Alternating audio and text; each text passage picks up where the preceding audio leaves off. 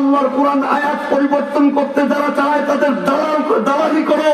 ও দালালের গোষ্ঠীরা তোমরা শুনো, মুসলমান বীরের জাতি, মুসলমান কিন্তু সাহাবীদের উত্তরসূরি, মুসলমান কিন্তু আল্লাহু আকবার আল্লাহ রসুলের উত্তরসূরি উলামায়ে কেরাম, মুসলমান আল্লাহু আকবার 92% মুসলমান। তারা তাদের ঈমান দেবে না, প্রয়োজনে রক্ত দেবে, জীবন দেবে আল্লাহ রাব্বুল আলামিনের পথে থাকতে, ইসলামের পথে থাকতে, ইসলামী আন্দোলন করতে, রাজপথে থাকতে, হকের আওয়াজ দিতে জীবন দিয়ে দেবে। ইসলামের গতি ভাঙবে না। আওয়াজ দিয়ে বলেন ঠিক কিনা?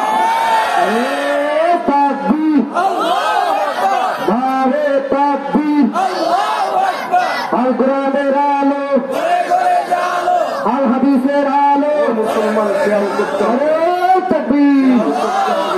এই কথা ভুলে গেলে চলবে না যে আমি মুসলমান, আর এই পরিচয় না দিলে চলবে না যে আমি মুসলমান।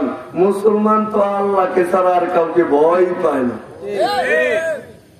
আল্লাহকে ছাড়া আর কাউকে ভয় পায় না মুসলমান। এটা বীরের জাতি, এরা তো কোনো চিন্তা করে না। এরা চিন্তা করে যে আমি খালিদ বিন ওয়ালিদের উত্তরসূরি, আমার হায়াত আমার মৌত আমার মাওলার কাছে। কথা বলেন।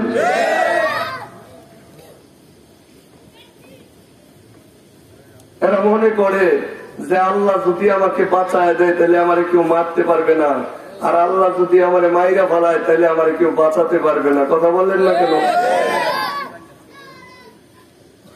আল্লাহ রসুল জনাবে মুহাম্মদুর রাসূলুল্লাহ সাল্লাল্লাহু আলাইহি ওয়াসাল্লাম বসে আছে, পাশে এক সাহাবীও বসা।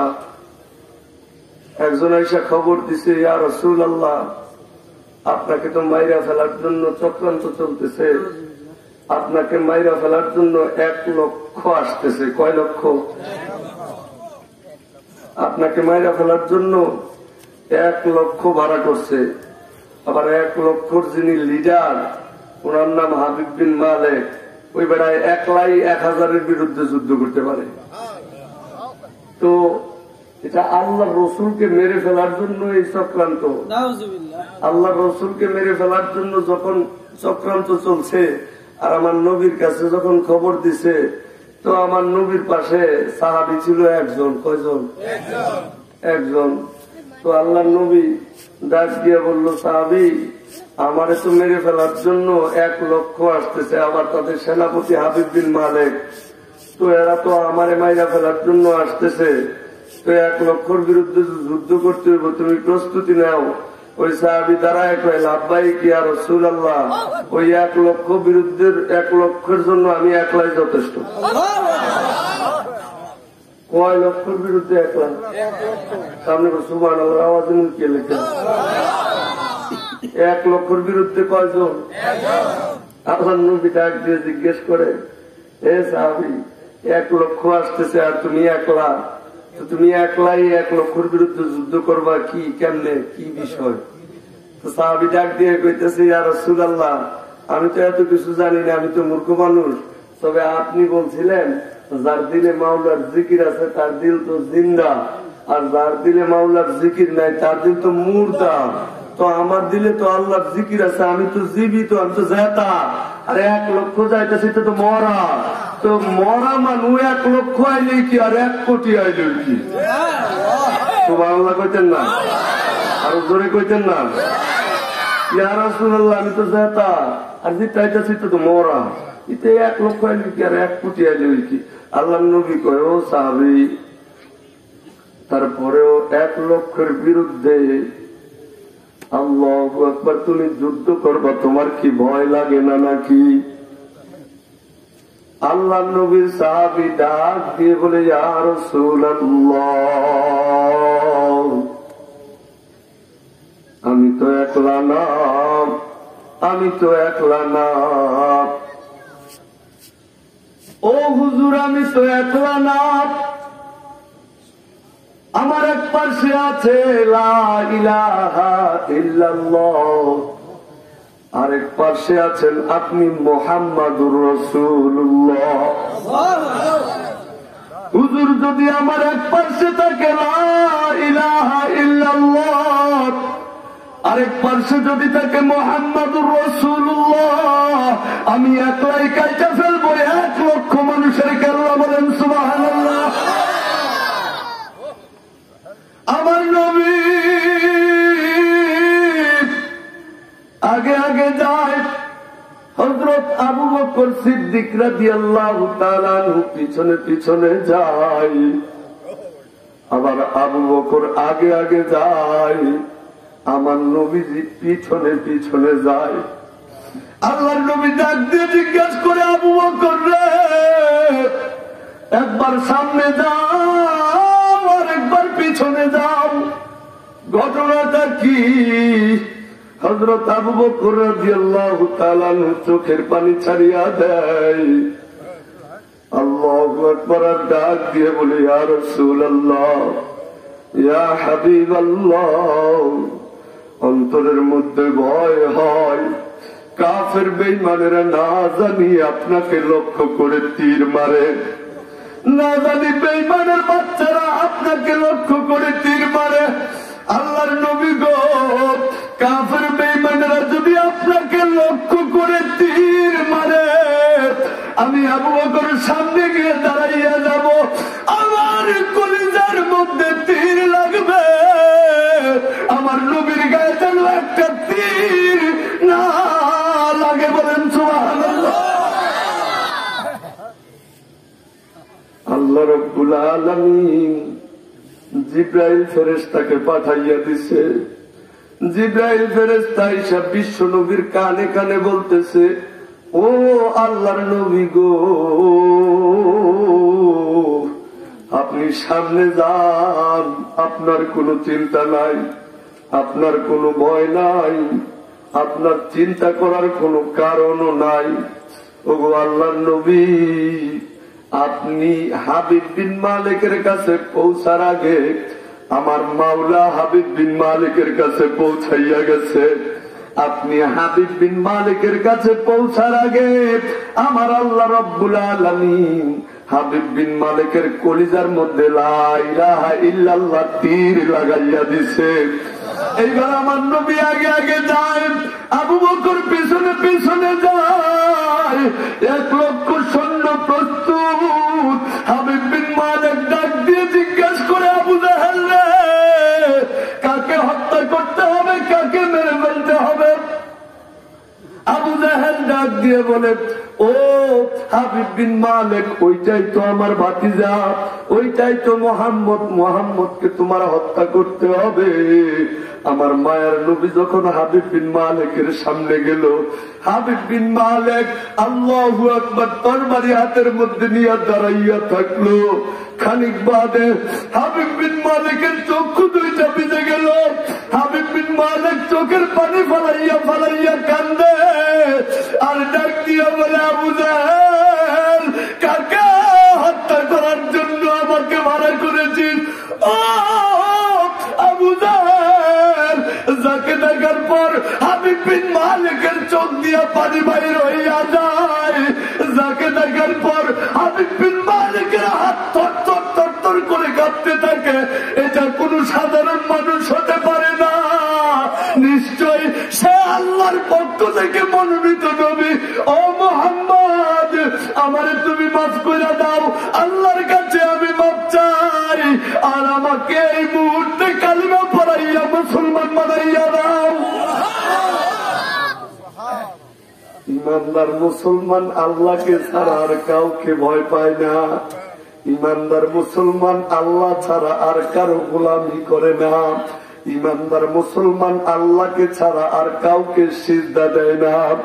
ও মুসলমান, জীবন চলে যায় যাক, আল্লাহর নবীর ইজ্জতকে বিলীন হতে দেব না। আল্লাহু আকবার, দরকার হলে রাজপথের মধ্যে থাকতে হবে, দরকার হলে নবীর ইজ্জত নষ্ট হয়। আল্লাহু আকবার, ওই সমস্ত মুরতাদদের বিপক্ষে, ওই সমস্ত নাস্তিকদের বিপক্ষে, আল্লাহর রসুলকে নিয়ে যারা কটূক্তি করে তাদের বিপক্ষে রাজপথে বের হয়ে আন্দোলন করতে হবে। কথা বলেন ঠিক কিনা? ইসলামকে মিটিয়ে দিতে চায়, ইসলামকে নিয়ে ষড়যন্ত্র চলে, আল্লাহর রসুলকে নিয়ে ষড়যন্ত্র চলে, আল কোরআনের আয়াতকে বাতিল করে দেওয়ার চক্রান্ত চলে, হক্কানি ওলামায়ে কেরামকে গালি দেওয়া হয়, হক্কানি ওলামায়ে কেরামের বিরুদ্ধে ষড়যন্ত্র হয়, আমরা তাদেরকে জানিয়ে দিতে চাই, আরে বেটা, এটা ওলামায়ে কেরামদের দেশ, এটা হক্কানি ওলামায়ে কেরামদের দেশ, এটা পীর মাশায়েখদের দেশ, এটা 92% মুসলমানদের দেশ। যে দেশের মধ্যে 92% মুসলমানের বসবাস, ওই দেশের মধ্যে যদি ইসলামকে নিয়ে চক্রান্ত হয়, যদি নাস্তিকতাবাদ কায়েম করতে চায়, যদি মুরতাদ হয়ে যায়, মুরতাদ গুলি ইসলামের বিরুদ্ধে লেগে যায়, তাহলে ও মুসলমান ঘুমিয়ে থাকলে চলবে না। আল্লাহর রসুলের আদর্শ যারা নষ্ট করতে চায়, আল কোরআনের আওয়াজকে যারা নষ্ট করতে চায়, ইসলামের আওয়াজকে যারা বন্ধ করতে চায়, আল্লাহর রসুলকে নিয়ে যারা বাজে মন্তব্য করে, উলামায়ে কেরামদেরকে নিয়ে যারা কটূক্তি করে, টুপি দাড়ি দিয়ে যারা কটূক্তি করে, তাদের বিপক্ষে রাজপথে থেকে ওই সমস্ত নাস্তিক মুরতাদদের বিরুদ্ধে ইসলামী আন্দোলন করতে কারা কারা রাজি আছো? নারে তাকবীর, আল কোরআনের আলোক, আল হাদিসের আলোক, ইসলামের শত্রুরা নারে তাকবীর। আল্লাহ রাব্বুল আলামিন আমাকে আপনাকে দুনিয়াতে পাঠিয়েছেন আল্লাহু আকবার, আল্লাহ রাব্বুল আলামিনের প্রতিনিধিত্ব করার জন্য। আল্লাহ রাব্বুল আলামিন আমাকে আপনাকে দুনিয়াতে পাঠিয়েছেন আল্লাহ রাব্বুল আলামিনের গোলামি করার জন্য। আল্লাহ রাব্বুল আলামিনের গোলামি মুসলমান করবে, অন্য কোনো কারো কিছু কোনো গোলামি করবে না। কথা বলেন না কেন? কারণ মুসলমান এটা বিশ্বাস করে যে আমাকে মারার মালিক ও আল্লাহ, আমাকে বাঁচানোর মালিক ও আল্লাহ। হ্যাঁ, এরশাদ ভাইয়ের আব্বা কইতাছে, ওই দিন যে কথাটা কইছি ওই কথাটাও যাতে আজকে কই। তো ওনার কথায় আমি নিয়ত করছি যে ওই কথাটাও আজকে বলবো। যাই হোক, আল্লাহ রাব্বুল আলামিন আমাকে আপনাকে দুনিয়াতে পাঠিয়েছেন একমাত্র আল্লাহর গোলামি করার জন্য, আল্লাহর ইবাদত করার জন্য। আল্লাহ রাব্বুল আলামিন আমাকে আপনাকে দুনিয়াতে পাঠিয়েছেন একমাত্র কার গোলামি করার জন্য? এই কথা যদি কোনো ব্যক্তি অস্বীকার করে, সে আর মুসলমান থাকবে না। এই কথা যদি কেউ অস্বীকার করে, সে আর মুসলমান থাকবে না। এখন তুমি তোমার শক্তিটা কার পিছনে ব্যয় করতেছ? আল্লাহ রাব্বুল আলামিন বলতেছেন, আল্লাযী খালাকাল মাউতা ওয়াল হায়াতা লিয়াবলুয়াকুম আইয়ুকুম আহসানু আমালা ওয়া হুয়াল আজিজুল গফুর। বান্দারে, আমি তো তোকে মৌত দিয়েছিলাম, জীবন দিয়েছিলাম, এমনি এমনি দেই নাই। একটা দৃশ্য দেখতে চাই আমি আল্লাহ। কোন দৃশ্য? আমি দেখতে চাই তোদের মধ্যে কে কত সুন্দর, কে কত উত্তম, কে কত ভালো আমল করে তারপরে আমার কাছে আসতে পারে। এটা আমি এই দৃশ্যটা দেখতে চেয়েছিলাম। আর দ্বিতীয় নাম্বার হচ্ছে, মুসলমান আল্লাহর রসুলের আদর্শ নিয়ে থাকবে, আল্লাহর রসুলের আদর্শ বাস্তবায়ন করার চেষ্টা করবে, আল্লাহর হুকুম মতো জিন্দিগিটা যাপন করবে। কার তরিকায়? নবীর তরিকায়। আল্লাহর হুকুম মতো জিন্দিগিটা যাপন করবে। কার তরিকায়? আল্লাহর হুকুম মতো জিন্দিগিটা চালনা করবে। কার তরিকায়? নবীর তরিকায়। বিশ্ব নবীকে মহাব্বত করতে হবে, নিজের ভাইয়ের চাইতে বেশি, নিজের বোনের চাইতে বেশি, নিজের বাবার চাইতে বেশি, নিজের মায়ের চাইতে বেশি, এমনকি নিজের জীবনের চাইতে বেশি, এমনকি নিজের বাবার জীবনের চাইতে বেশি বিশ্ব নবীকে ভালোবাসতে হবে। তাহলেই আল্লাহ রাব্বুল আলামিন আমাকে আপনাকে ভালোবাসবেন আর আমাদের গুনাহ মাফ করে দিবেন। আজকের ওয়াজ হচ্ছে দুইটা, জিন্দিগিটা যাপন করতে হবে আল্লাহর হুকুম মতো। কার তরিকায়? এই দুই জিনিস যার কলবের মধ্যে ফিট হয়ে যাবে, তার জিন্দিগিতে আর কোনো প্রবলেম নাই। এই দুই জিনিস যার মধ্যে ফিট হয়ে যাবে, তার জিন্দিগিতে আর কোনো প্রবলেম নাই। এক নাম্বার হলো আল্লাহর হুকুম, আর দ্বিতীয় নাম্বার হচ্ছে নবীর তরিকা। কার তরিকা? জিন্দিগি কুরবানি করতে হবে নবীর জন্য।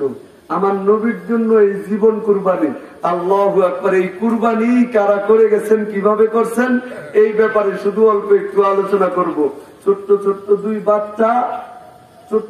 দুই বাচ্চা মায়ের কাছে গিয়া বলতেছে, মা গো, তো আল্লাহ রসুলের দুশ্মন, যেহেতু আল্লাহ রসুল যুদ্ধের জন্য ডাক দিছে, আল্লাহ রসুলের দুশ্মন রে খতম না কইরা বাড়িতে আইতাম না। সুবহানাল্লাহ কইতেন না? বড় বড় দুইজন না ছোট ছোট দুইজন? ছোট ছোট দুই বাচ্চা ছেলে মার কাছে এই কথা বলছে। তো মা ও কইছে, আচ্ছা ঠিক আছে যাও, তোমার বাবাই যদি বাইচা থাকতো তাহলে তোমার বাবারে পাঠাইতাম, তাহলে তোমার বাবাই যেহেতু বাইচা নাই তো তোমরা দুইজনই যাও, যেহেতু আল্লাহ রসুল যুদ্ধের জন্য ডাক দিছে। দুই ভাই মিল্লা যুদ্ধের ময়দানে যাইতেছে। সুবহানাল্লাহ কইতেন না? এক ভাই আরেক ভাইয়ের তাকায় কয়, ভাই মনটা খুব ভালো লাগতেছে, খুব শান্তি লাগতেছে, আমরা দুই ভাই মিল্লা যাইতেছি আল্লাহ রসুলের পক্ষে যুদ্ধ করার জন্য, মনটা খুব শান্তি লাগতেছে, ভালো লাগতেছে। এখন যাইয়া দেহে আল্লাহ রসুল তখন বাছাই পর্ব চলতেছে, বাছাই করতেছে, অর্থাৎ কে যুদ্ধে যাইতে পারবো, কে যুদ্ধে যাইতে পারতো, কারে নিব কার নিত না। কারণ দুই ভাইয়ের মধ্যে একটা বড় ভাই আর একটা ছোট ভাই। কারণ বড় ভাই তো দেখতে শুনতে একটু লম্বা চূড়া আছে, ছোট ভাইটা একটু টুকটানি। আল্লাহ রসুল বড় ভাইয়ের কইলে, আচ্ছা ঠিক আছে তুমি যাও, তুমি সিলেক্ট হয়ে গেছো। বড় ভাইরে কইতেছো তুমি যুদ্ধ চলে যাও, আর ছোট ভাইরে কইতেছো তোমার সাইজ মাইজ ভালো না, তুমি ছোট যাও, তুমি বাইর যাও গা। ছোট ভাইটার মনের মধ্যে কষ্ট আছে না নাই? কষ্ট নিয়ে কইতেছে, ইয়া রাসূলুল্লাহ, বাড়িতে আইছিলাম অনেক আশা কইরা, আমিও যুদ্ধ যাইতাম। সুবহানাল্লাহ কয় না? আমিও যুদ্ধের ময়দানে উঠতে চাইতাম। আল্লাহ রসুল কয়, না তুমি সাইজে শুরু, তোমার বড় ভাইয়ে যাক, তুমি বাড়ির যাও গা। হ্যাঁ, ছোট বাচ্চাই কো, ইয়া রাসূলুল্লাহ, বোনটা চাইতেছে যাইতাম, তোমার বাড়িতে কি মা নাই? কয় আছে, যাও বাড়িতে যাও, মায়ের খেদমত করো গিয়ে। ছোট বাচ্চা আবেগ নিয়ে কইতেছে, হুজুর মার তো বিদায় লই হইয়াছি, আমরা যাইতে দেন না। কয় না, তোমার যাইতে দেওয়া হবে না। এইবার ছোট ছেলে আবেগ নিয়ে একটু জোরে কইতেছে, ইয়া রাসূলুল্লাহ, আপনি কি যুদ্ধের ময়দানে সাইজ দেখা যাইতে দেন না শক্তি দেখা যাইতে দেন? আল্লাহ নবী কয়, শক্তি দিয়ে একটু যাইতে দেই। তাহলে বড় ভাইরে আমার লগে লাগাই, দেখি কেনা পারে। যদি আমি বড় ভাইরে হারাইলাই তো আমার যাইতে দিয়ে, আর যদি বড় ভাই আমারে হারাইলাই তো আমি যাইতাম না। বাজে মুখা আল্লাহ রসুল দুই ভাইয়ের মধ্যে যুদ্ধ লাগাইছে। কারণ ছোট গায়ে টুকানি যেটা, এটা তো আগে জানে, বড় ভাই যদি একটা দেয় তো শেষ। কিন্তু বুদ্ধি খাটাইছে। কি বুদ্ধি? ছোট ভাই বড় ভাইয়ের কানে কানে গিয়ে কইতেছে, ভাই রে, তুমি যদি আমারে একটা দেও, একবার ধরো, তাহলে কিন্তু আমি শেষ। তোমাকে তো আল্লাহর নবী যুদ্ধে যাওয়ার অনুমতি দিয়ে দিয়েছে, আমাকে দেয় নাই। আমার মনের মধ্যে বড় কষ্ট ভাই, আমি যাইতে চাই কিন্তু আল্লাহর নবী দেয় নাই, এই জন্য আমি এই বুদ্ধি করলাম। তোমাকে তো পারমিশন দিয়াই দিছে, তুমি আমারে ফার্স্টে ধরো না, আমি তোমারে ধরবো আর তুমি নিচে পড়ে যাবা, আমি তোমার উপরে উঠবো।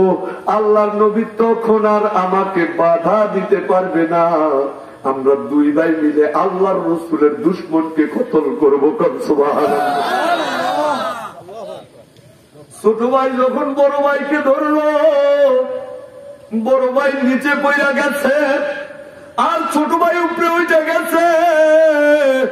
উপরে পয়সা থেকে ছোট ভাই আল্লাহর নবীকে ডাক দিয়ে বলে, ইয়া রাসূল, আল্লাহ যাইতে দিবেননি? আল্লাহর নবী ডাক দিয়ে বলে, হ যাইতে দিমু। তোমরা দুইজন মিলে আল্লাহর রসুলের পক্ষে যুদ্ধ করতে চলে যাও। সুবহানাল্লাহ। দুই ভাই মিলে যুদ্ধের ময়দানে যায় গো। রাস্তায় যার সাথে দেখা তাকে জিজ্ঞেস করে, কাফেরদের লিডাররা চিনোনি? আল্লাহু আকবার ডাক দিয়ে বলে, তোমরা বাচ্চা মানুষ, কাফেরদের লিডার দিয়ে কি করবা? হ্যাঁ, শক্তি বেশি। চিনোনি কাফেরদের লিডার কেডা? শুরুটায় কয়, চিনি, আবু জেহেল। এটা কই আছে দেখায় দাও। সুবহানাল্লাহ। কারিবে আবু জাহিলারে তো তোমরা মারতে পারবা না। শুরু ভাইরা ডাক দিয়া কয়, এইটা তোমার তো জিজ্ঞাসি না, চিনো নাকি এটা কও। যদি চিনো তাহলে আম করে দেখাইয়া দাও। আল্লাহু আকবার, আল্লাহু আকবার।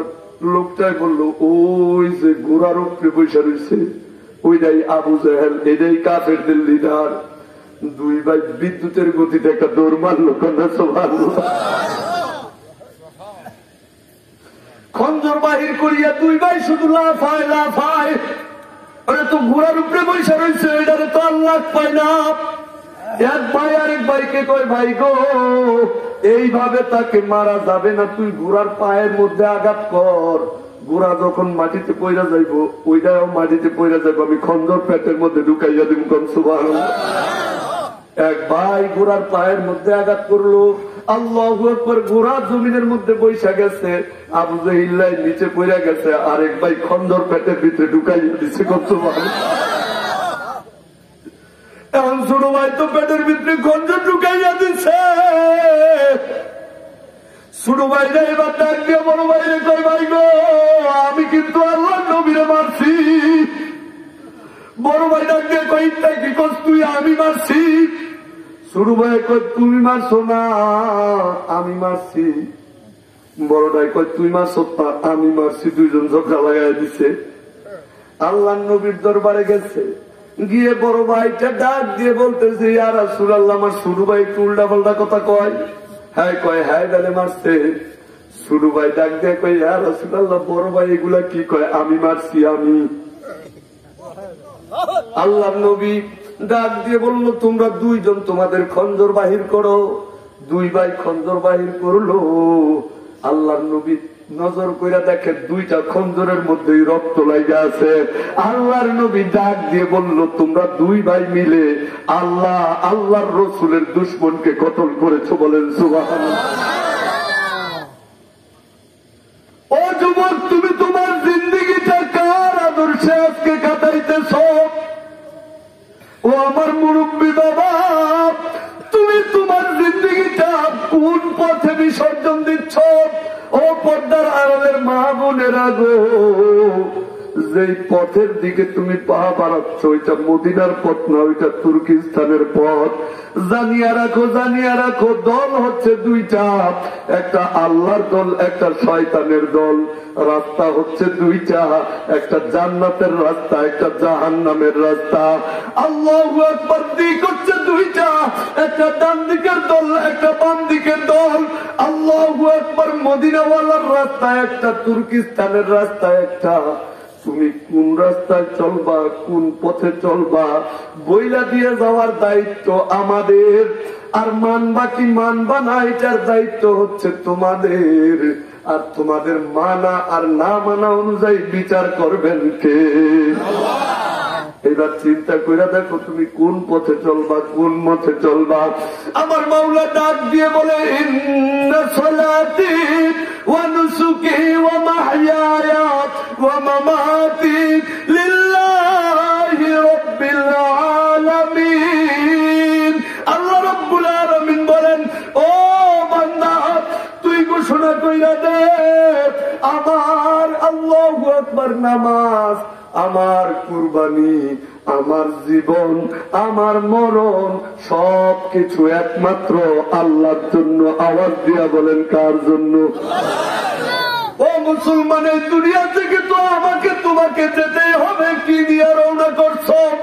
ও মা বোনেরা, কি দিয়ে রওনা করছো? তুমিও কিন্তু কবরের যাত্রী, আমিও কিন্তু কবরের যাত্রী। ও আমার যুবক বাবারা, তুমি যদি বলো 100 বার তোমার পায়ে ধরতে রাজি আছি, তারপরেও আল্লাহর রসুলের আদর্শটা অন্তরের মধ্যে লাগাও। 3.5 হাত বডির মধ্যে আমার নবীর আদর্শটা ফিট করো, নয়তো কিন্তু দুনিয়াতেও শান্তি নাই, আখেরাতেও কিন্তু শান্তি নাই। আমার নবীজির আদর্শটাকে যে ব্যক্তি মেনে নিয়েছে সে ব্যক্তি সফল কাম।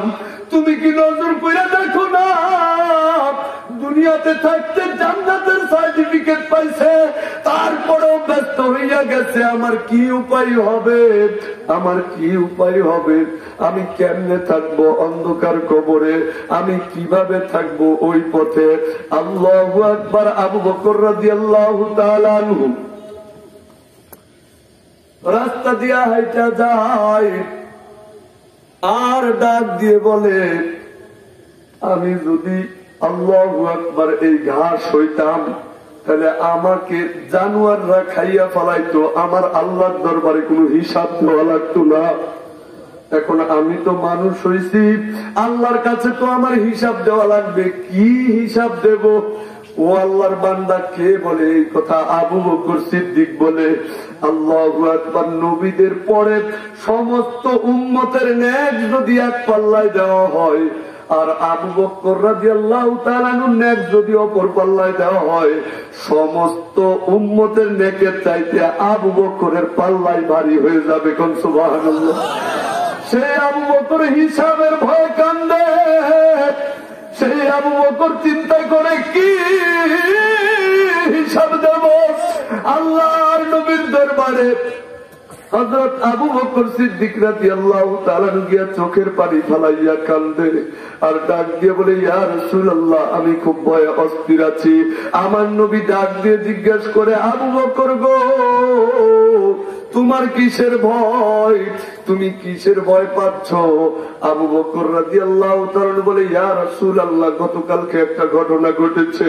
আল্লাহর নবী ডাক দিয়ে জিজ্ঞেস করে, আবু বকর কি ঘটনা ঘটেছে? আবু বকর সিদ্দিক রাদিয়াল্লাহু তাআলা আনহু ডাক দিয়ে বলে, নবী গো, গতকালকে এক ব্যক্তি আমার কাছ থেকে কাপড় কিনতে আসছে। আবু বকর সিদ্দিক রাদিয়াল্লাহু তাআলা কাপড়ের ব্যবসা করতেন। তবু আল্লাহর নবী আমার কাছ থেকে কাপড় কিনতে আসছে, আমাকে টাকা দিয়েছে, অর্থাৎ দিরহাম দিয়েছে, আমি তার কাছে কাপড় বিক্রি করে দিছি। ওই লোকটা আজকে এসে আমার কাছে কাপড় ফেরত দিয়ে গেছে, এই জন্য আমি কান্দি। আল্লাহর নবী ডাক দিয়ে জিজ্ঞেস করে, আবু বকর, কাপড় তোমার কাছ থেকে কিনেছে, কাপড় তোমাকে ফেরত দিয়েছে, কান্নাকাটির কি হইল? এটা আবার কাদার কি হইল? হযরত আবু বকর সিদ্দিক বলে, ইয়া রাসূলুল্লাহ, ইয়া হাবিবাল্লাহ, এই জন্য কাঁদি নাই, ঘটনাটা আমার মনের মধ্যে অনেক দাগ কেটেছে। বলে, কি ঘটনা? বলে, আল্লাহর নবী গো, কাপড় কিনছিল, আবার কাপড় আমার কাছে ফেরত দিয়েছে। আমি বললাম, আমার কাছ থেকে তুমি টাকা দিয়ে, অর্থাৎ দিরহাম দিয়ে কাপড় কিনেছো, কাপড় আমার কাছে ফেরত দাও কেন? লোকটা আমাকে বলল, আবু বকর, তুমি তোমার কাপড় ফেরত নাও, আর আমার দিরহাম, আমার টাকা আমাকে দিয়ে দাও। আমি জিজ্ঞাসা করলাম, কেন? কেন তুমি আমার কাছ থেকে টাকা ফেরত নিচ্ছ আর কাপড় আমাকে দিয়ে দিচ্ছ? ওই ব্যক্তি আমাকে বলল, আবু বকর গো, তোমার কাছ থেকে কাপড় নেওয়ার সময় আমি চেক করতে পারি নাই, পরীক্ষা করতে পারি নাই। বাড়িতে নিয়ে আমি যখন কাপড় খুইলা দেখলাম, পরীক্ষা করলাম, আমি দেখলাম তোমার কাপড়গুলো কিছু ছিদ্র আছে, টুটা ফাটা আছে, এই কাপড় তো বাজারে চলবে না। টাকা দিয়ে কাপড় কিনবো তো সেরা কাপড় আমি কেন কিনবো? তোমার ত্রুটিযুক্ত কাপড় তুমি নিয়ে নাও, আর আমার টাকা আমাকে ফেরত দাও। ওগো আল্লাহর নবী, আমি এই জন্য কান্দি, মাওলা যদি কাল কিয়ামতের দিন আমাকে ডাক দিয়ে জিজ্ঞেস করে, আবু বকর কি নিয়ে আসছিস? আমি যদি আমার আমলগুলি আল্লাহ রব্বুল আলামিনকে দিয়ে দেই, আল্লাহ যদি আমার ডাক দিয়ে বলে, আবু বকর, তোর আমলগুলি তুই ফেরত দিয়া দা, আমার জান্নাত আমাকে ফেরত দিয়া দে। ও আল্লাহর নবী, আমি কি জবাব দেব? আমি সেই দিন কি করব? এই জন্য ভয়ে অস্থির হইয়া আমি চোখের পানি ফেলাইয়া কান্দি। ও বাবা, আল্লাহ নবীর পরে, সমস্ত নবীদের পরে যার মর্তবা বেশি, ওই আবু বকর রাদিয়াল্লাহু তাআলা যদি এইভাবে কাটতে পারে, তাহলে আমার আর তোমার কি অবস্থা হবে? একটু হিসাব মিলায় তারপরে বাড়িতে যাইও। কি উপায় হবে? এখনো সময় আছে, একটা ওসিলা তথ্য নিয়াম তারপরে আমার মাওলার কবরে যাও, আমার মালিকের কাছে কিন্তু জবাব দিতে পারবা। আল্লাহু আকবার, আল্লাহু আকবার। খাদিজাতুল কুবরা রাদিয়াল্লাহু তাআলা আনহা চোখের পানি ছাইরা দিয়া আল্লাহর নবীকে ডাক দিয়ে বলে, ওগো নবীজি, ও প্রাণের স্বামী, তোমার সাথে আমার কিছু কথা আছে। আল্লাহর নবী ডাক দিয়ে জিজ্ঞাসা করলো, খাদিজা গো, কি বলবা, তুমি কেন কাঁদতেছ? বিবি খাদিজা রাদিয়াল্লাহু তাআলা আনহা ডাক দিয়ে বলে, স্বামী গো, আপনি আমাকে একটা কথা বলেন। বলে, কি কথা? বলে, আমি যখন আপনাকে বিবাহ করেছি আমি আমার সমস্ত সম্পত্তি কার জন্য দিয়ে দিছি? আল্লাহর জন্য, আল্লাহ নবীর জন্য তুমি দান করে দিচ্ছ। ও নবীজি, আমার আরেকটা কথা। আল্লাহর নবী বলে, কি কথা? আল্লাহু আকবার। খাদিজাতুল কুবরা ডাক দিয়ে বলে, আল্লাহর নবী গো, আপনি যখন নবুয়তি পেয়েছিলেন আর নবুয়তি পাওয়ার পর যখন আমাকে আয়েশা দাওয়াত দিয়েছেন, আমি কি কোনো কথা বলছিলাম নাকি? সাথে সাথে আমি ইসলাম ধর্ম গ্রহণ করছি নাকি? বলেন। বলে, হ্যাঁ খাদিজা, তুমি তো সাথে সাথে ইসলাম ধর্ম গ্রহণ করছো, তো কি হয়েছে? খাদিজাতুল কুবরা রাদিয়াল্লাহু তাআলা আনহা ডাক দিয়ে বলে, আল্লাহর নবী, কাফিররা যখন আপনাকে মারত, যখন বেঈমানরা আপনাকে নির্যাতন করত, যখন আপনাকে অত্যাচার করত, কে আপনাকে সান্ত্বনা দিত গো নবী? বলে, খাদিজা, তুমি সান্ত্বনা দিতাম। আল্লাহু আকবার। খাদিজাতুল কুবরা বলে, ইয়া রাসূলুল্লাহ, আপনি যখন হেরার গুহায় ধ্যানে মগ্ন থাকতেন, কে কষ্ট করে আপনার খাবার পৌঁছাইতো? কে খাবার দিত? আল্লাহ নবী বলে, তুমি খাবার দিতাম তো কি? খাদিজাতুল কুবরা রাদিয়াল্লাহু তাআলা আনহা চোখের পানি চাইরা দিয়া ডাক দিয়ে বলে, ইয়া রাসূলুল্লাহ, ওই অন্ধকার কবরে আমি একলা একলা কেমনে থাকবো? ওই কবরে আমি থাকতে পারবো না। ওই কবরে মাটি চাপা দেওয়ার পর মুনকার নাকির নাকি আসবে। মুনকার নাকির আইসা নাকি তিনটা প্রশ্ন করবে, আমি উত্তর দিতে পারবো না। আমার ভয় হয় ওই কবরে আমি একলা একলা থাকতেও পারবো না, প্রশ্নের উত্তরও দিতে পারবো না। আল্লাহর নবী গো, আমার যদি আপনি কথা দেন, আমাকে মাটি চাপা দেওয়ার পর সবাই চলে আসবে, কিন্তু আপনি আসতে পারবেন না। আপনি কবরের পাশে দাঁড়ায় থাকবেন। যখন মুনকার নকির এসে আমাকে প্রশ্ন করবে, আমি উত্তর দেব না, আমার পক্ষ থেকে আপনি নিজে উত্তর দিয়ে দিবেন। কন্যা সুবহানাল্লাহ। আল্লাহর নবী ডাক দিয়ে বলল, আচ্ছা ঠিক আছে, ইনশাআল্লাহ আমি তোমার জবাব দেব, তোমার প্রশ্নের জবাবগুলি আমি দেব, তোমার দেওয়া লাগবে না। খাদিজাতুল কুবরা রাদিয়াল্লাহু তাআলা আনহা যখন বিদায় হয়ে গেল, আল্লাহর নবী নিজে আল্লাহু আকবার কাফনের কাপড় পরালেন, জানাজার নামাজ পড়ালেন। আল্লাহু আকবার লাশটা খাটিয়ে আল্লাহু আকবার কবরের মধ্যে রাখলেন। কবরের মধ্যে রাখিয়া মাটি চাপা দিয়া সব সাহাবীরা চলে যায়, দিনের লোক যায় না। আল্লাহু আকবার কবরের পাশে দাঁড়াইয়া থাকে। এক সাহাবী ডাক দিয়ে জিজ্ঞেস করে, ইয়া রাসূলুল্লাহ, বাড়িতে চলে। আমার নবী কই, তোরা যা, আমি যাবো না। আমার খাদিজার প্রশ্নের উত্তর না দিয়ে আমি যাব না, তোমরা বাড়িতে চলে যাও। সাহাবীরা বাড়িতে চলে গেল। দিনের নবী আর কবরের পাশ থেকে যায় না। আল্লাহু আকবার, আল্লাহু আকবার। আমার নবীজি যখন দাঁড়ায় রয়েছে, আল্লাহ রাব্বুল আলামিন বড় খুশি হইয়া গেছে। আল্লাহ জিবরাইল ফেরেশতাকে পাঠাইয়া দিলেন।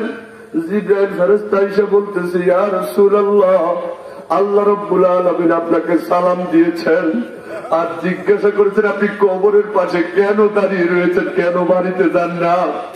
আল্লাহ নবী ডাক দিয়ে বলে, জিবরাইল রে, মুনকার নকির আইসা আমার খাদিজাকে প্রশ্ন করবে, খাদিজার প্রশ্নের জবাব আমি নিজে দিয়ে দেবো, খাদিজার পক্ষ থেকে আমি যাব না। জিব্রাইল ফেরেশতা ডাক দিয়ে বলে, ইয়া রাসূলুল্লাহ আপনি বাড়িতে চলে যান। কই না আমি বাড়িতে যাব না। আল্লাহর নবী গো, আপনার প্রশ্নের উত্তর দেওয়ার দরকার নাই, আরশের মালিক আল্লাহ নিজে খাদিজার প্রশ্নের উত্তর দিয়ে দিছে। ও আল্লাহর বান্দা, ও পর্দার আলের মা বোনেরা গো, ও আমার যুবক বাবারা, কি দিয়ে ওই কবরে রওনা করছো? তুমিও কবরের যাত্রী, আমিও কবরের যাত্রী। তুমি আজকে যেমন যুবক, আমিও তো যুবক। তুমি মনে করতেছো স্কুল কলেজ ইউনিভার্সিটিতে পড়ি, আমার একটু ফ্যাশন না করলে হবে না। আরে মিয়া, তুমি যে জায়গায় পড়ছো আমিও তো ওই জায়গায় পড়ছি, আমিও তো ভার্সিটিতে পড়ে আসছি, আমিও ইউনিভার্সিটি থেকে পড়ছি। আল্লাহু আকবার, আজকে আল্লাহু আকবার। তুমি তোমার চেহারার দিকে তাকাইয়া দেখো, এমন একটা প্যান্ট পরো যেই প্যান্টটা পরে আর বৈশা প্রস্রাব করার কোন কায়দা নাই। এমন কাটিং এর চুল কাটো, আল্লাহু আকবার। এটা হলিউড কাটিং, বলিউড কাটিং। তুমি মনে করো এইটাই ফ্যাশন, এইটাই স্টাইল। হুজুররা মনে হয় এইগুলা বুঝে না। তোমার চাইতে কম বুঝি না বাবা, তোমার চাইতে কম বুঝি না। আল্লাহ রাব্বুল আলামিন কওমি মাদ্রাসায় পড়াইছে, আদিয়া মাদ্রাসায় পড়াইছে, ভার্সিটিতেও পড়াইছে। এইগুলা চোখের সামনে সব দেখছি, সব আমি নিজেও করছিলাম। কিন্তু চিন্তা করে দেখো, ওইটা তো নাফরমানির পথ, ওইটা তো জাহান্নামের পথ। ওই পথ থেকে ফিরে আসতে হবে। আল্লাহু আকবার। চরমোনায় আল্লাহর কুতুবের বয়ান শোনার পর, চরমোনায়ের মাহফিলে যাওয়ার পর আল্লাহু আকবার, জিন্দেগির মধ্যে একটা পরিবর্তন চলে আসছে। এখন যে দেখো সারা বাংলাদেশে আল্লাহ বয়ান করায়, আর কিছু না, আল্লাহর কুতুবদের দোয়া, এক নজর আর আমার মায়ের চোখের পানির বদৌলতে আল্লাহ আজকে সারা বাংলাদেশে ঘুরায়। ও বাবা, তোমার পায়ে ধরি, এই স্টাইল কিন্তু থাকবে না, এই গরম থাকবে না, এই অহংকার থাকবে না, এই দাপট কিন্তু থাকবে না। এই দেশ ছাড়তে হবে, এই পোশাক খুলতে হবে, সাদা পোশাক পরতে হবে, কবর দেশে কিন্তু চাইতে হবে। এখনো সময় আছে। এমন কোন যুবক এইখানে আসো নাকি আল্লাহু আকবার দেখতে চাই যে হুজুর আজকে থেকে নিয়ত করলাম আমি আমার আর দাড়ি কাটবো না। এইরকম কোন বীর বাহাদুর কোন সন্তান, কোন যুবক যদি এই জায়গায় থাকো তাহলে দাঁড়াইয়া যাও। আমি জানি না কোন মায়ের কোন সন্তানকে আমার মাওলা কবুল করবে। ও হুজুর আজকে থেকে নিয়ত করলাম, আল্লাহু আকবার, আমি আর আমার দাড়ির মধ্যে খুর লাগাবো না। এমন যদি কোন যুবক এই মাহফিলের মধ্যে থাইকা থাকো, আমি জানি না কোন মায়ের সন্তানকে আল্লাহ কবুল করবে। ও যুবক, আল্লাহ যদি কবুল না করে তাহলে তুমি দাঁড়াতে পারবা না। আর যদি তুমি আজকে দাঁড়াইয়া দাও তাহলে ফেরেশতাদের ক্যামেরা দিয়ে কিন্তু তোমার ছবি তুলবে। ও যুবক, একটু দাঁড়াইয়া নিয়ত করো বাবা। নারায়ে তাকবীর, নারায়ে তাকবীর। এরশাদ ভাই আজকে যে মাহফিল সাজাইছে সবার নিয়ে বাইতুল আমান জামে মসজিদের উদ্যোগে আছে। দাঁড়াও, বাইতুল আমান জামে মসজিদের উদ্যোগে আজকে যে মাহফিল, আমি মনে করি এই মাহফিল সার্থক। অযুবক দাঁড়াও, দাঁড়ায় আল্লাহ রাব্বুল আলামিনকে দেখা দাও যে আল্লাহ তোমার রাসূলের সুন্নাত দাঁড়িয়ে রাখবো। আজকের মাহফিল আমার মনে হয় কবুল হবে। আজকের মাহফিলটা সার্থক। আল্লাহ রাব্বুল আলামিন দেখতেছে, আল্লাহর ফেরেশতারা ছবি তুলতেছে। আল্লাহ তুমি এই বান্দাগুলিকে কবুল করো, এই লোকগুলি তোমার হুকুম মাইনা তোমার রাসূলের আদর্শ অনুযায়ী জিন্দেগি যাপন করে জান্নাতুল ফেরদাউসের মালিক হয়েছে, অন্ধকার কবরে যায় সেই তৌফিক দান করে সবাই বলেন আমিন। আল্লাহ রাব্বুল আলামিন, বসো। আল্লাহ রাব্বুল আলামিন আমার মনে হয় আজকের মাহফিলটা কবুল করবে। আজকের মাহফিলটা সার্থক। নিয়ত অনুযায়ী বরকত। আপনারা প্যান্ডেল করছেন যদ্দূর, মানুষ হয়েছে তদ্দূর। প্যান্ডেল যদি একটু বড় করতে তাহলে মানুষ একটু বেশি হয়ে দিলে, মানে মানুষ হইয়া জায়গা পাইব কই। আল্লাহ রাব্বুল আলামিন যেন কবুল করে নেয়, বলেন আমিন। কারণ আমি নিয়ত করছিলাম যে এরশাদ ভাইয়ের আব্বা যে কথাটা কইছিল বুড়া মানুষ, এই কথাটা কইয়া শেষ করতাম, মানে এই কথাটা কইয়া শেষ করতাম না, অনেক শেষ করতাম। আরে বড় হুজুর আছে না, বড় হুজুর ওয়াজ করতো না, আবার আমার বড় ভাই মহব্বতের বড় ভাই, আলহামদুলিল্লাহ আমরা খুব মহব্বত করে, আমিও বড় ভাইরে খুব মহব্বত করি। যাক আলহামদুলিল্লাহ, ওই কথাটা বইলা তারপরে শেষ করব। আল্লাহ রাব্বুল আলামিন আমাদের সবাইকে কবুল করুক, বলেন আমিন। দুইটা জিনিস বললাম, একটা হচ্ছে জিন্দিগিটা যাপন করতে হবে আল্লাহর হুকুম মতো। কার তরিকায়? মাশাআল্লাহ, এটা আজ্জার ওয়াজ মনে আছে। আজ্জার ওয়াজ হলো এটা, জিন্দিগিটা যাপন করতে হবে আল্লাহর হুকুম মতো। কার তরিকায়? এটা জীবনও বলতেন না। যদি মন রাখেন, যদি নিয়ত করেন, এরাদা করেন, পোক্তা যদি এই নিয়ত থাকে, তাহলে আলহামদুলিল্লাহ এই ওয়াজ আর ভুলার কথা না। আর যদি ওয়াজ না ভুলেন, তাহলে এই কথা মতো আমল কইরা এরপরে অন্ধকার কবরে যাইতে হবে, এরকম নিয়ত আছে কার কার? আল্লাহ তুমি কবুল করো, বলেন আমিন। আলহামদুলিল্লাহ, আমার একটা বিশ্বাস আল্লাহ আজকের মাহফিলটা কবুল করবো। এরকম বিশ্বাস না থাকলে তো আল্লাহ কবুলও করতো না। ঈমান বাইনাল খাউফি ওয়ার রিজা, আশা এবং ভয়, এই দুইটার মাঝখানে ইমানের অবস্থান। আপনার যদি আশা না থাকে তো ওই বই কেমনে? যে ছাত্র নিয়ত করে আমি ফার্স্ট ক্লাস পাবো, এই নিয়ত করে যদি পড়ালেখা করে ফার্স্ট ক্লাস না পাইলেও সেই ছাত্রটা অন্তত সেকেন্ড ক্লাস পাইবো। আর যে ছাত্র নিয়ত করে আমি থার্ড ডিভিশন পাবো, হ্যাঁ ভাষণ করতে পারে না, ভাষণ করতে পারে না। নিয়ত থাকতে হবে এরকম।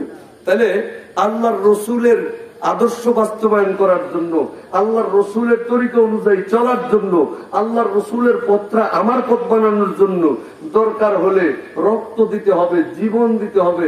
তারপরেও আল্লাহর রসুলের আদর্শ থেকে চুল পরিমাণ পিছপা হওয়া যাবে না, যাবে? এই যে আমি নিয়ত করছি যে দাঁড়িয়ে রেখা দিব, এখন যে কত মানুষ সামনে রইয়া তোমার লইয়া টিটকারি করবো, এই বেড়া তুই কে দাঁড়িয়ে যাও, বেড়া বয়স হয়েছে, বয়স হয়েছে। হ্যাঁ, তুমি কি দেখো না মার ফেটে জন্ম হই নাই, মরা হইয়া আছে না নাই? তো তোমার বয়স হয়েছে না হয়েছে এলা হিসাব করো। তুমি কি দেখো না 5 বছরের বাচ্চাও মারা যায়, 1 দিনের বাচ্চাও মারা যায়, 5 দিনের বাচ্চাও মারা যায়। তোমার 15 বছর 20 বছর 30 বছর হয়েছে, বয়স হয়েছে না? আবার কেনা করছে। আবার আল্লাহ স্পেসিফিক ভাবে আল্লাহর কাছে এই যৌবন কালের হিসাবটা আলাদা ভাবে দেওয়া লাগবো। তাহলে এবার দেখো, আর ফলাফলের বুদ্ধিও বেশি। যুবক যে ইতানের বুদ্ধির লোকে ফারাও যায় না, ইতানের অনেক কঠিন বুদ্ধি। ইতানে যে 22 কর্তারেও এই 22 জানি, সব 22 জানি। আরে আমার লোকে বাস্তব ঘটনা, আমি যাইতেছি, আমি নীলফামারী যাবো, এটা কই আছি সব জায়গা গাবতলিতে গাড়ি করছি, তো আমার পাশে একটা স্টাইলিশ যুবক বসছে। কাছে জানেন, হ্যাঁ মাশাআল্লাহ, মনে করেন যে এই যে বাড়ি একটা নদী আছে, চতুর্দিক দিয়ে চাইয়া লাগছে। এটা কি আপনি কি বুঝবেন? এটা বাড়ি কাটিং। হ্যাঁ, তো আর জানে না যে ভার্সিটি তো পড়ছি, মনে মনে করবে না বাড়ি আর শাড়ি তো সব দেখছি। এরপরে যে ঘটনাটা ঘটেছে এটা খুব আশ্চর্য। হ্যাঁ, ডাইন পাশেই আবার 2টা মেয়ে বসা। আমরা বাম পাশের 2 সিটে, আমি জানালার পাশে আমার সাথে। হ্যাঁ, ডাইন পাশে আবার 2টা মেয়ে বসা, এরা পর্দা টর্দা করে নাই, বুরকাও করে নাই। হ্যাঁ, গাবতলিতে এই যে চাইছে, এই যে এমনি চাইছে, এই চাওয়াতে হেমায়তপুর পর্যন্ত গেছে। হেমায়তপুর যাইতে কমপক্ষে আধা ঘন্টা লাগে। যানজট না থাকে তাহলে 20-25 মিনিট 30 মিনিটও লাগে জায়গা। এত মন করেছে, আমি পাশে বইতে কি বেড়া এটা তো ফাঁস করে দিব, মনে মনে করতেছি, মনে মনে করতেছি। হ্যাঁ গিয়া দিঘাময়ী ঘটনা, হ্যাঁ গিয়া, হ্যাঁ গিয়া নজর থামাইছে। আমার নিয়ত হলো নজর থামাইলে পরে ওই কম। হ্যাঁ, নজর নিচে দিছে। আমি আর যে গেলাম, কি ভাই বুঝলাম না, এটা কি করলা? কি করছি? তুমি গাবতলিতে চাইলে হেমায়তপুরে গিয়া নজরটা নিচে নামাইছো, এত বন্ধুরা চাই থাকছো। হুজুর আপনার বুদ্ধি মনে করছেন, কম আমরা বুঝি না, একবার সাউন্ড যাইব, দ্বিতীয়বার আর সাউন্ড যেত না।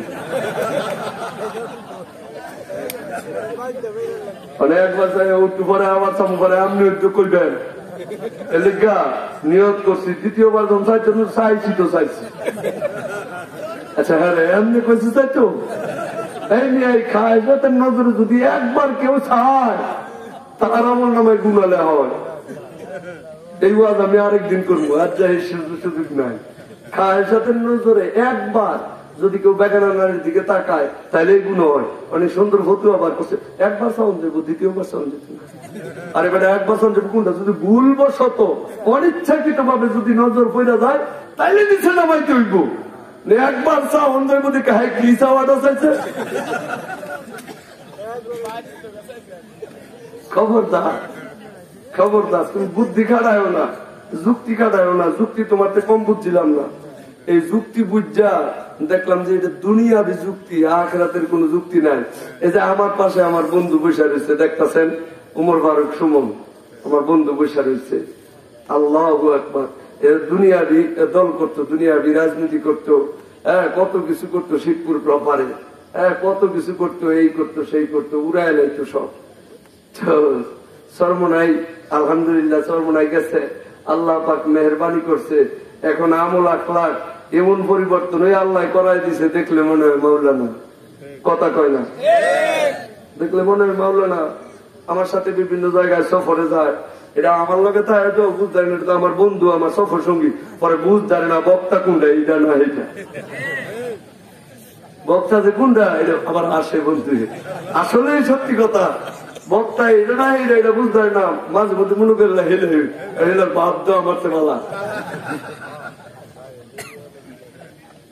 তো এরশাদ ভাইয়ের আব্বা যে কথাটা কইছে, এই কথাটা কইও বিশ্বাস করি, নাইলে আবার এটা খারাপ হবে। উনি মুরব্বী মানুষ, এটা কইছে বাস্তব ঘটনা। ভারতের একটা কিতাব আছে সোনালী সুদিন, ওই কিতাবের মধ্যে এই ঘটনাটা বাস্তব আসছে। 1962 সাল, কত সাল? 1962 সালের 17 মে। আল্লাহর রসুলের জন্য জীবন বাজি কেমনে রাখতে হয় একটু দেখেন, একটু শিখেন।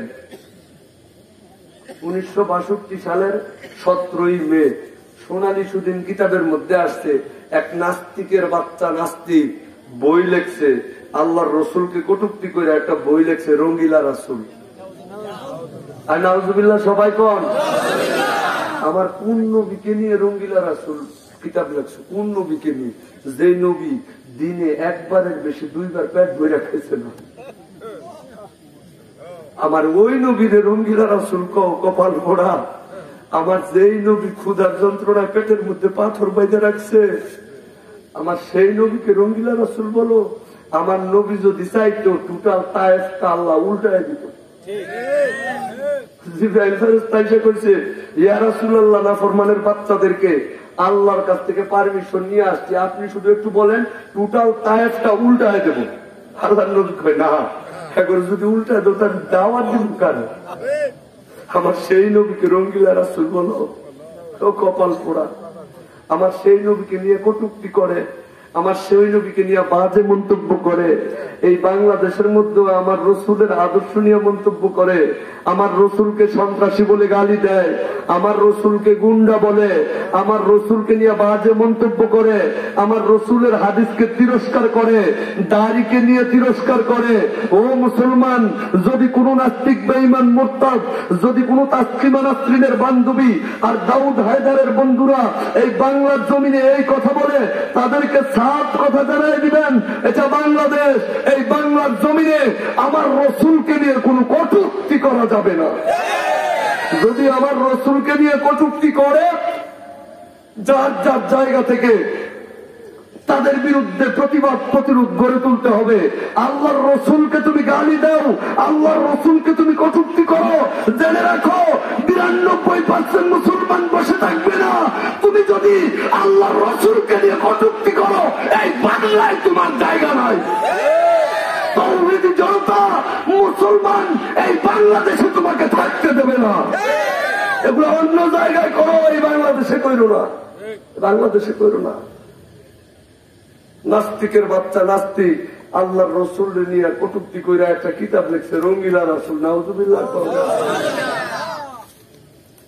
এই খবর পাইছে 2 বাচ্চা ছেলে, কানের মধ্যে খবর আসছে, আহম্মদ আর মোহাম্মদ, আহম্মদ আর মোহাম্মদ 10 বছর 11 বছর বয়স। সুবহানাল্লাহ কইতেন না? 10 বছর 11 বছর বয়স এই 2 ভাই কানের মধ্যে খবর আইছে যে নাস্তিকের বাচ্চায় কিতাব লিখছে আল্লাহর নবীর নিয়ে রঙ্গিলা রাসূল। 2 ভাই, এক ভাই আরেক ভাইয়ের লোকে পরামর্শ করে ওই নাস্তিকের বাচ্চারে শেষ করে দিলাম। সুবহানাল্লাহ কইতেন না? বাড়িতে ইয়া মারতান কইতেছে, মা আমার নবীর নিয়া রঙ্গিলা রাসূল কিতাব লিখছে, আমার নবীর নিয়ে কটূক্তি করছে, ওই নাস্তিক রে কতল করে লাইতাম, আমাকে 2 বাইরে যাইতে একটু অনুমতি দিবা? মায়ের কইতেছে যদি আমার স্বামী থাকতো তাহলে তো আমার স্বামীরই পাঠাইতাম। তো তোমরা দুই ভাই যখন নিয়ত করছো, রওনা করছো, ঠিক আছে ইনশাল্লাহ তোমরা দুজন রওনা দিয়ে দাও। এক ভাই আরেক ভাই দিকে তো যাবি কেমনে? মায়ের দুই সন্তান রে খালি পায়ে ওই দৌড়বে। দুই ভাই মার কথা শুনতে গিয়া খালি পায়ে এই দৌড় মারছে। এখন মা দুই ভাই যখন দৌড় মারছে, মা যায় নামাজ বিছায়া পরে 2 রাকাত নামাজ পড়ছে। নামাজ পড়া হাত তুইলা উপরে কইতেছে, আল্লাহ এই রাজ্যের মধ্যে অনেক মানুষ ছিল, 17ই মে 1962 সাল। আর যে বইয়ের মধ্যে এই ঘটনা আসছে এটার নাম সোনালী সুদিন। গুজরাটের রাজ্যের মধ্যে এই ঘটনা। গুজরাটের মন্ত্রী ছিল তখন বাবু মোহনলাল হিন্দু। গুজরাটের মন্ত্রীর নাম কি? মোহনলাল, বাবু মোহনলাল। আর ড্রাইভারের নাম ছিল হরিপদ ওরফে পলাশ। হরিপদ ওরফে পলাশ ড্রাইভার, আর মন্ত্রী হচ্ছে বাবু মোহনলাল। গুজরাট থেকে দিল্লি যাওয়ার জন্য মন্ত্রী সাহেব তার ড্রাইভারের নিয়ে গাড়িটা স্টার্ট করছে, গাড়ি চলতেছে। আর এই দিক দিয়া ওই যে দুই সন্তান খালি পায়ে এই দৌড় দিচ্ছে, মা 2 রাকাত নামাজ পড়ছে। নামাজ পড়ে হাত তুলে কয়, মাওলা হে এই রাজ্যের মধ্যে অনেক মানুষ ছিল, কেউ তো যাইতে রাজি হয় নাই। আমার এই 2 বাচ্চা ছেলে আল্লাহ তোমার প্রেমে, তোমার নবীর প্রেমে দৌড় মারছে, আমি মার কলিজা ঠান্ডা হয়ে গেছে। ও বাবা, মক্কার ইমাম সাহেব যদি তোমার জন্য দোয়া করে কবুল হবে কি হবে না গ্যারান্টি নাই। মদিনার ইমাম সাহেব যদি আপনার জন্য দোয়া করে কবুল হবে কি হবে না গ্যারান্টি নাই। হাজি সাহেব, গাজী সাহেব, বক্তা সাহেব, ইমাম সাহেব, মাওলানা সাহেব, মুফতি সাহেব, সব সাহেব মিল্লা যদি দোয়া করে কবুল হবে কি হবে না গ্যারান্টি নাই। কিন্তু তোমার মা যদি তোমার জন্য দোয়া করে আল্লাহর কসম কবুল হয়ে যাবে। এজন্য মায়ের দোয়া লও, মায়ের কাছ থেকে দোয়া নেও।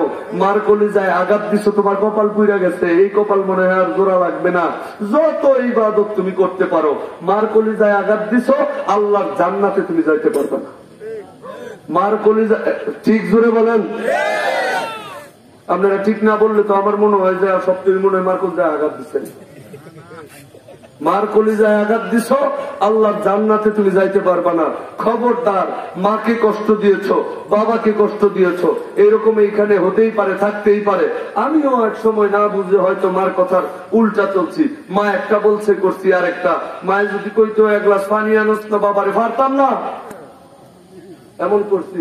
অথচ মার সামনে এই ব্যবহার করাও তো জায়েজ নাই, উফ শব্দ করাও জায়েজ নাই। মা যদি তোমার আমার জন্য উফ করে, আল্লাহ কইছে তাইলেই তোমার আমার কপাল পোড়া। আর যদি মার কলজার মধ্যে কষ্ট লাগে তাইলে তোমার কপাল হাসা ওই ফিরা গেছে গা। আর যার মাহফিল থেকে বাড়িতে গিয়া মার পায়ে ধরে মাপ চাইও, বাবার পায়ে ধরে মাপ চাইও, মা নাই বাবা নাই যার, মার পায়ের কবরের কাছে গিয়া আল্লাহর কাছে তওবা করো, বাবার কবরের কাছে গিয়া আল্লাহর কাছে তওবা করো। তোমার মায়ের যদি তোমার মাফ না করে, আমার আল্লাহ তোমার মাফ করবো না। তোমার বাবাই যদি তোমার মাফ না করে, আমার মালিক মাফ করবে না। এই জন্য সব সাবেরা দোয়া করবে, কবুল হবে কি হবে না গ্যারান্টি নাই। মা দোয়া করবে, আল্লাহর কসম কবুল হয়ে যাবে।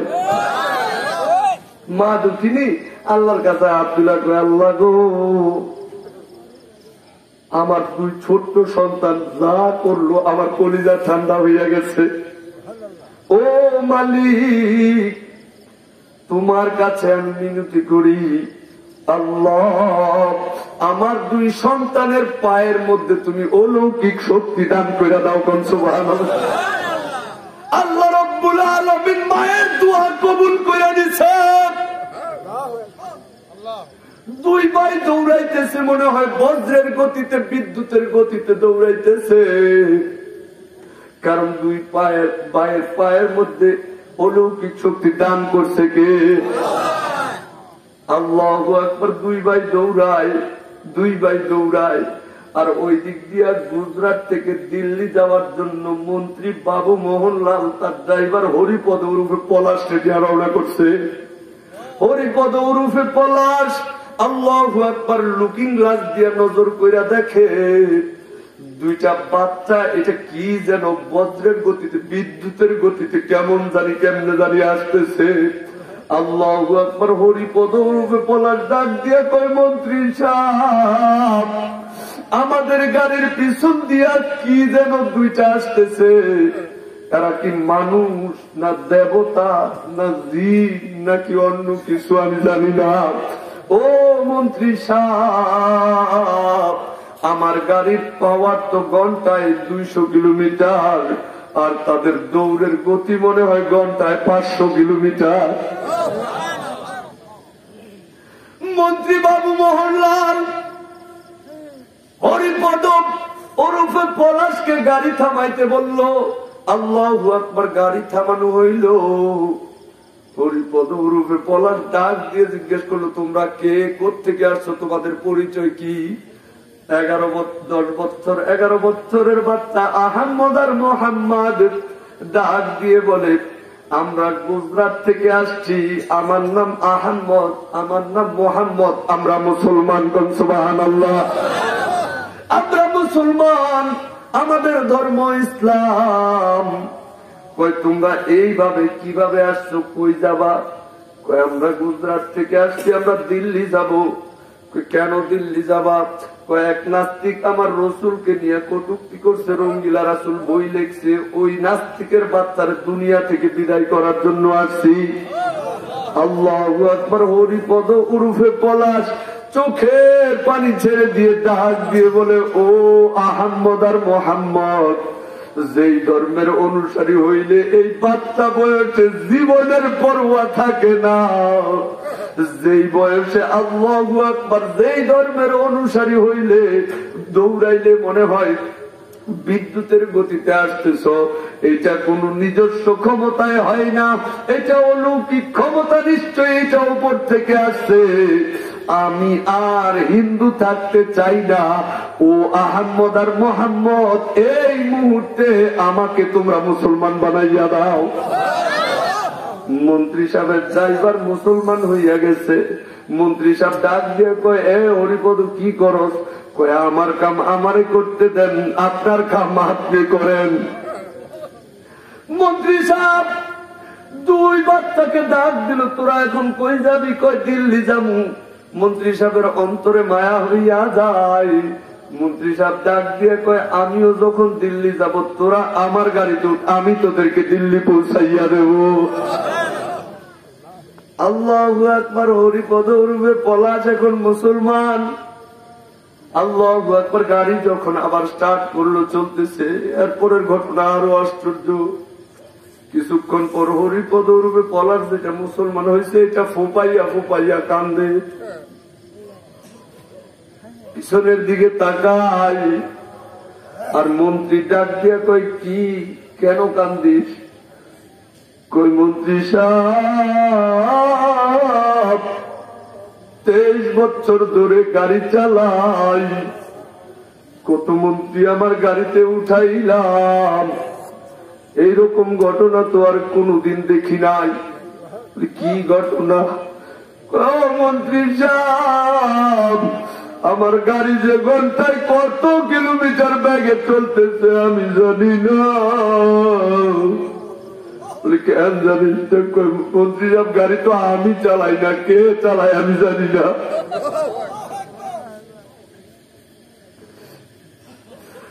মন্ত্রী ডাক দিয়ে কোথায়, তুই গাড়ি কন্ট্রোল কর। কয়, আমি পারতাম না।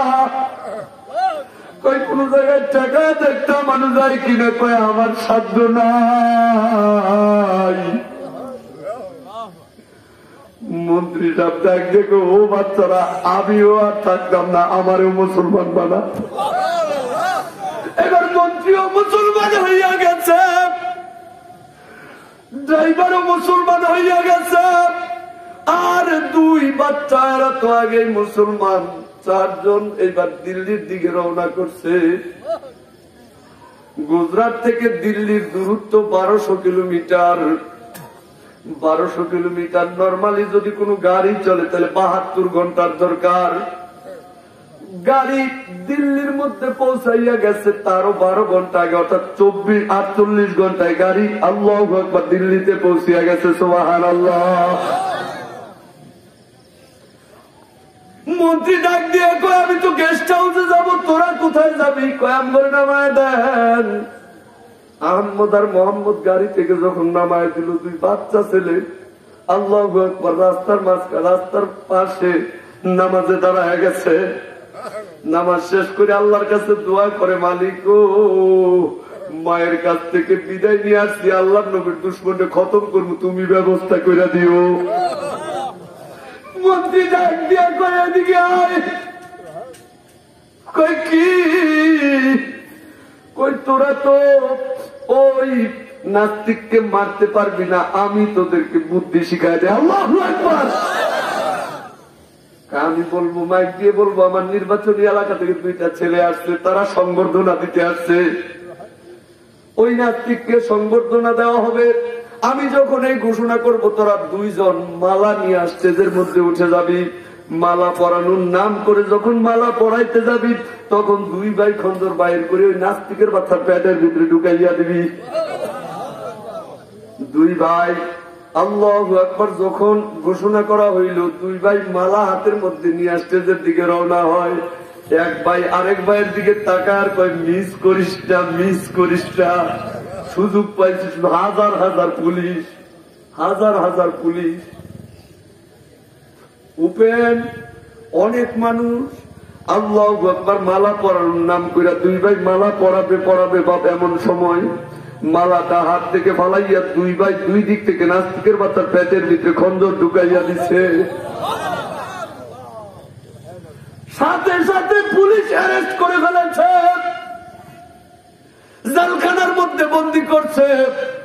আল্লাহু আকবার। জেলখানার মধ্যে বন্দি থাকা অবস্থায় ফাঁসির কাজটা তাদেরকে ঝুলানো হবে। তার কয়েকদিন আগে বললো, তোমাদের কোন শেষ আশা আছে নাকি বলো? দুই ভাই ডাক দিয়ে বলল, বেশি কোনো আশা নাই, একটা আশা, মৌতের পূর্বে আমরা আমাদের মায়ের হাতে এক লোকমা খাবার খাইতে চাই। মাকে খবর দেওয়া হইল, মা দুঃখিনী আসলো জেলখানার ভিতরে তাইকা দুই ভাই ডাক দিয়ে বলতেছে, মা এক লোকমা খাবার খাওয়াইয়া দাও। মা চোখের পানি ফলায় আর প্লেটের মধ্যে খাবার মা খাইয়া দেয়, মা খাইয়া দেয়। মা এক লোকমা খাবার নিয়ে বড় সন্তানকে বলে, সন্তান রে গালটা একটু আগাইয়া দে। জেলখানার ভিতর থেকে বড় সন্তান গালটা আগায় দিচ্ছে, এক লোকমা খাবার মুখের মধ্যে দিচ্ছে। সন্তানটা ডাক দিয়ে বলে, মা গো আরেক লোকমা খাবার দাও। মা দুঃখিনী ডাক দিয়ে বলে, সন্তান রে এক লোকমা খাবার আমি খাওয়াইছি, আর খাওয়াবো না। বাকি খাবার কাল কিয়ামতের দিন আমার নবীজি খাওয়াইবো। ও সন্তান, টেনশন করিস না, দুঃখ করিস না। গতকাল রাত্রিবেলায় আল্লাহর নবীকে স্বপ্নে দেখেছি। আল্লাহর নবী আমাকে বলেছে, মা গো চিন্তা কইরো না, টেনশন কইরো না, তোমার দুই সন্তান কাল কিয়ামতের দিন আমার হাসান হুসাইনের সাথে জান্নাতে থাকবে। আল্লাহ ওয়ালা হও রে যুবক, আল্লাহ ওয়ালা হও, আমার নবীর আদর্শটা মানো। ও মা বোনেরা, পর্দার মধ্যে থাকো, 5 ওয়াক্ত নামাজ পড়ো, স্বামীর খেদমত করো। আগামী সামনে রমজান আসতেছে, রমজানের 30 রোজা রাখবা, তার নিয়ত কইরা ফেলাও। আল্লাহু আকবার। তুমিও কিন্তু কবরের যাত্রী, আমিও কিন্তু কবরের যাত্রী। ওই কবরের দিকে কিন্তু তোমাকেও যাইতে হবে, আমাকেও যাইতে হবে। আল্লাহ রাব্বুল আলামিনের কাছে কিন্তু তোমাকেও হিসাব দিতে হবে, আমাকেও হিসাব দিতে হবে। কি হিসাব দিবা ওইটা প্রস্তুত করে তারপরে আমার মাওলার কবরে যাইও, নয়তো কিন্তু কোনো উপায় নাই। এই কবর কিন্তু একাকিত্বের ঘর, এই কবর কিন্তু সাপ বিচ্ছুর ঘর, আল্লাহু আকবার, পোকামাকড়ের ঘর। আল্লাহর নবী বলেছে, এই কবর কারো জন্য জান্নাতের বাগান, আর কারো জন্য জাহান্নামের গর্ত। যদি আল্লাহর হুকুম মতো জিন্দগি যাপন করে আমরা যেতে পারি, তাহলে আল্লাহু আকবার মৌতের সময় শান্তি, আল্লাহু আকবার কবরের মধ্যে শান্তি, আল্লাহু আকবার, হাসরে শান্তি, মিজানে শান্তি, ফুল সিরাতে শান্তি। আর যদি আল্লাহর হুকুম রসুলের আদর্শ অনুযায়ী জিন্দেগি যাপন না করতে পারি, তাহলে আল্লাহু আকবার দুনিয়াতেও কিন্তু অশান্তি, আর আল্লাহু আকবার আখিরাতেও কিন্তু অশান্তি। আল্লাহ এই জন্য আজকের আলোচনা করলাম, আল্লাহ রব্বুল আলামিনের হুকুম মতো জিন্দেগি পরিচালনা করতে হবে কার তরিকায়? আল্লাহ রব্বুল আলামিন আমাদের